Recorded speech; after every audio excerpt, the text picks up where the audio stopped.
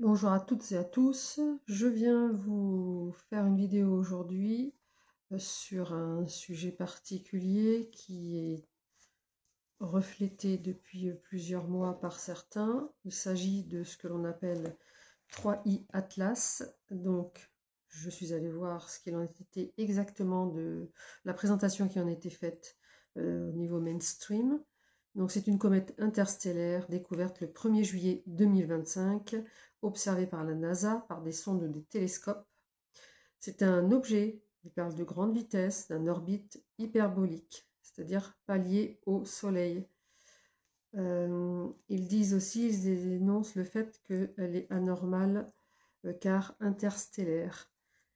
Il est nommé aussi le terme de amas de pierre, avec une couleur bleutée par rapport au gaz, parce que ce n'est pas de la poussière, et un comportement lumineux inhabituel, dont un scientifique se pose la question de savoir si c'est vraiment euh, quelque chose, une comète habituelle, ou est-ce que ce ne serait pas quelque chose du domaine de l'extraterrestre. Je crois même qu'il fait écho d'un vaisseau.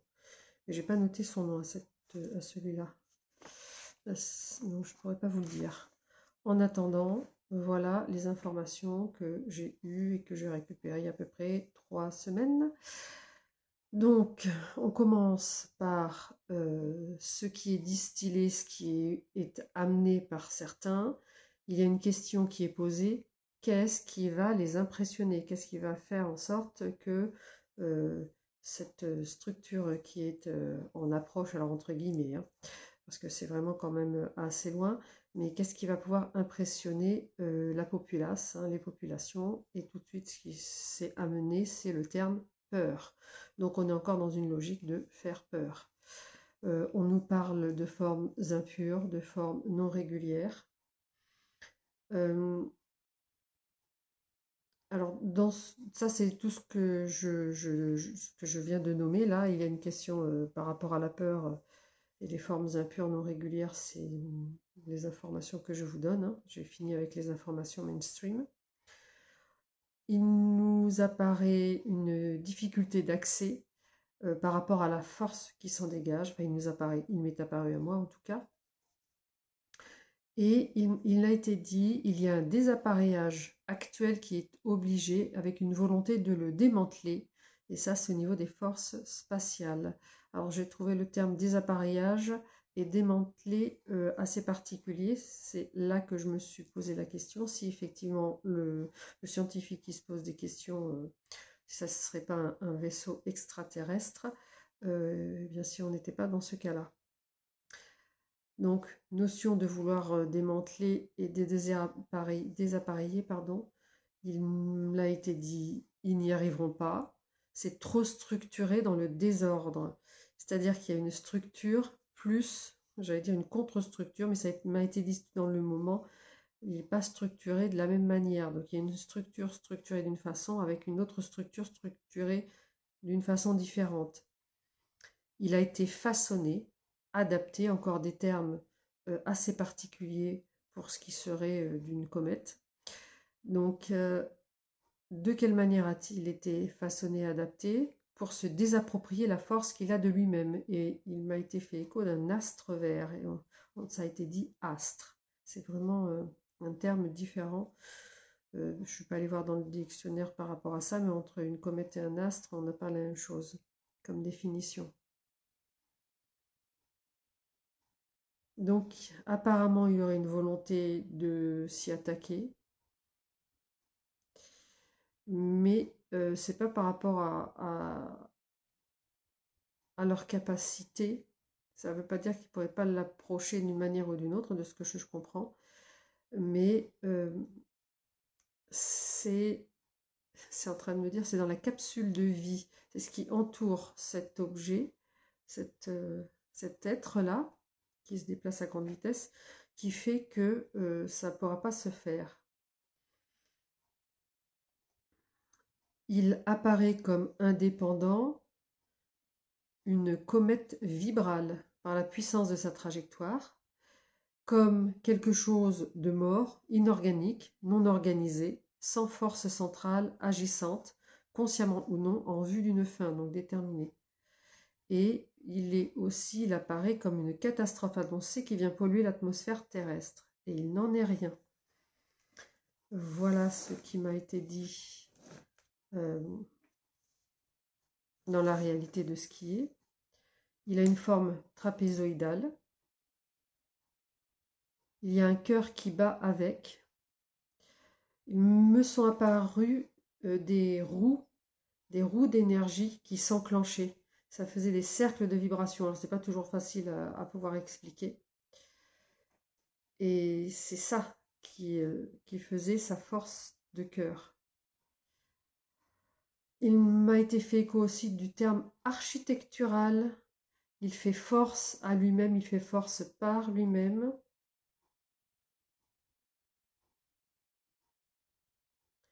Il mandate, il accueille, il réfléchit tel un miroir, toute absence de soi. On va revenir là-dessus tout à l'heure.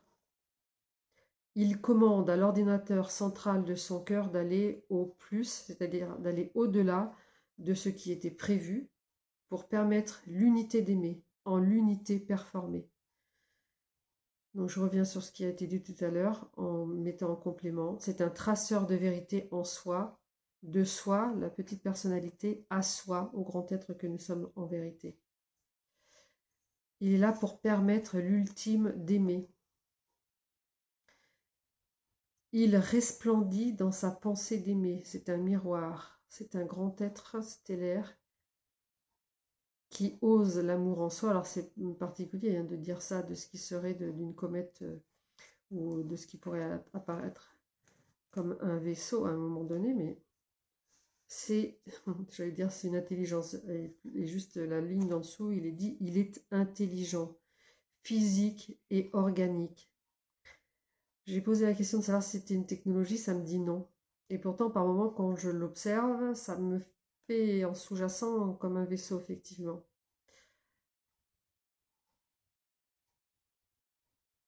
Je baille parce que c'est en train de travailler.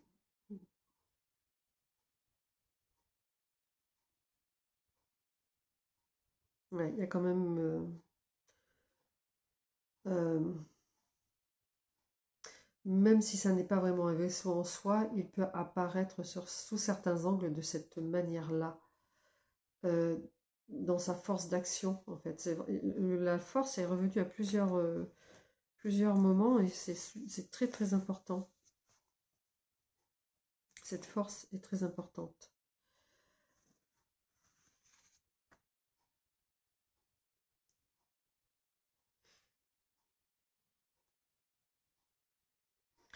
Donc il est physique et organique.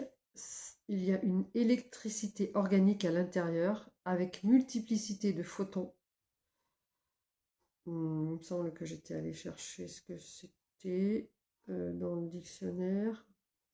Et je ne le retrouve pas. Donc j'ai pas dû le noter. J'ai dû mettre, il faut que j'aille voir à quoi ça se rapporte, mais je n'ai pas dû le faire. Vous irez voir par vous-même. Il a différentes couleurs changeantes en fonction de son champ, CHANT, émis. Sachant que tout à l'heure, ça me parlait d'un astre vert.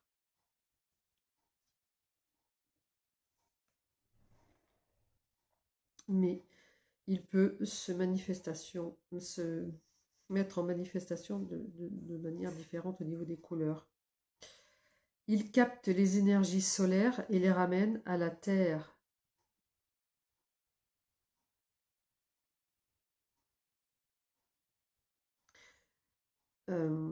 Ça, c'est dans le cadre de... Ça lui permet de représenter et analyser des données.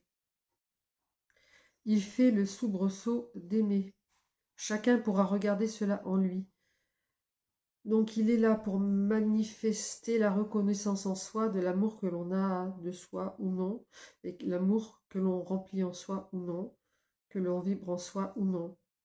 Bon, chacun pourra avoir en lui, donc chaque humain pourra avoir en lui son amour ou son non-amour, son manque d'amour ou son plein d'amour. C'est comme ça que ça m'avait été donné au tout début.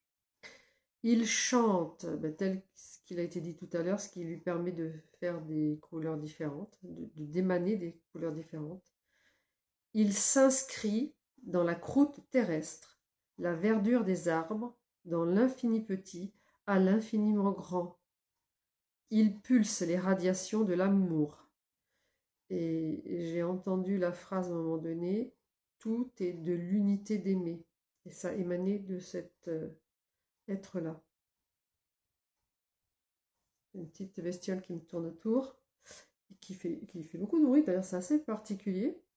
C'est marrant ça. Il pulse les radiations de l'amour, donc ça je l'ai déjà dit. Les vents solaires sont apportés par sa température élevée, sachant que ça fait plusieurs temps. Ouais, c'est un moucheron, mais alors j'ai jamais entendu un moucheron faire du bruit comme un gros frelon. C'est assez particulier. Il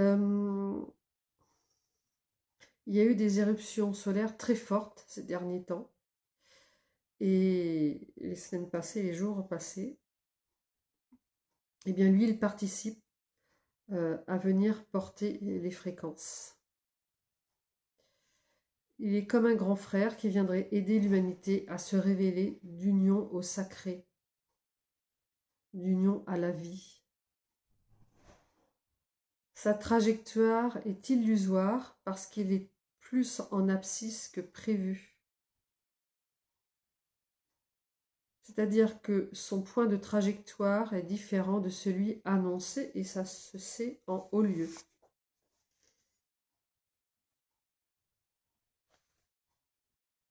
Il apporte la collision fractale en chacune des cellules mères, ce qui rend difficile l'attraction de la pure folie. Il vient pour renouer les dialogues intérieurs, hein. Ça c'est ce que je viens juste de recevoir. Excusez-moi, je baille, c'est comme en séance individuelle, quand il y a un travail qui est en train de se faire, c'est la mise en circulation des énergies qui fait que moi je baille. Il délie les envies de meurtre, de folie suicidaire, donc il apaise. Les haltères seront négociés, c'est-à-dire catapultés en arrière. Des personnes qui ont des doublements de personnalité, des multiplicités de personnalités à force d'avoir été maltraitées, plus, on va dire ça comme ça. Eh bien, ça va jouer dessus.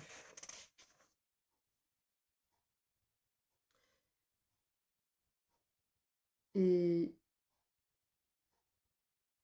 dans son positionnement par rapport à ça, je sens une fierté de pouvoir remettre en ordre, de rebattre les cartes quelque part. Il apporte un déploiement source à l'intérieur de soi.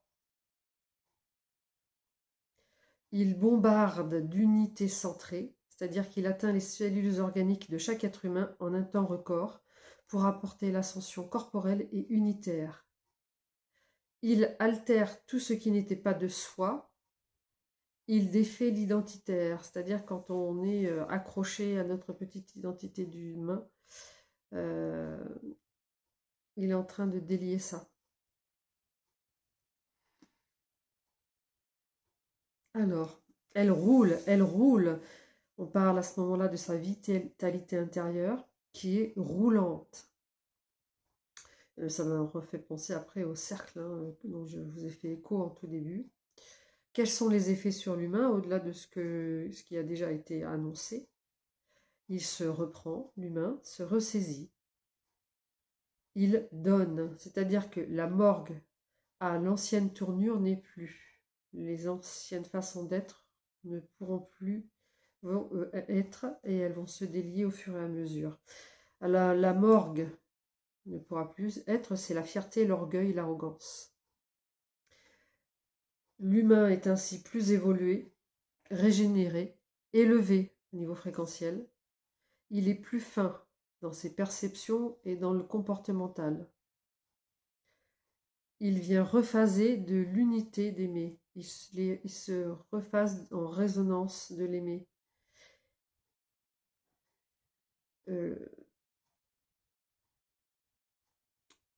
Troie Atlas vient encoder la grille de vérité à aimer. Donc l'humain met le curseur plus haut dans sa légitimité, dans sa légalité à aimer et à se donner cet amour. Il est œuvre de paix, toujours concernant le 3i Atlas. Et j'ai fait le tour de ce que j'avais eu comme information juste là. Donc je vous souhaite une bonne prise de note de tout cela et une mise en vibration, d'être dans l'honneur de recevoir tout ce qui nous apporte, de réceptionner ce qui est là, même si on ne le ressent pas, même si on ne le conçoit pas psychologiquement, même si les fréquences sont brouillées, même si les fréquences sont mises à mal, parce qu'il y a beaucoup d'attaques aujourd'hui. C'est laisser être cela et se tourner dans ce sens-là, dans cet appareillage-là, de pouvoir vous ressentir et vous pressentir de cette reliance à cet astre. Je vais reprendre ce terme-là parce que c'est en fait celui-ci qui revient. Et d'écouter son chant. Et je vous souhaite une très bonne journée. Merci à toutes et à tous de votre écoute et de la fidélité de certains et certaines. À très bientôt, même du grand nombre, je peux dire.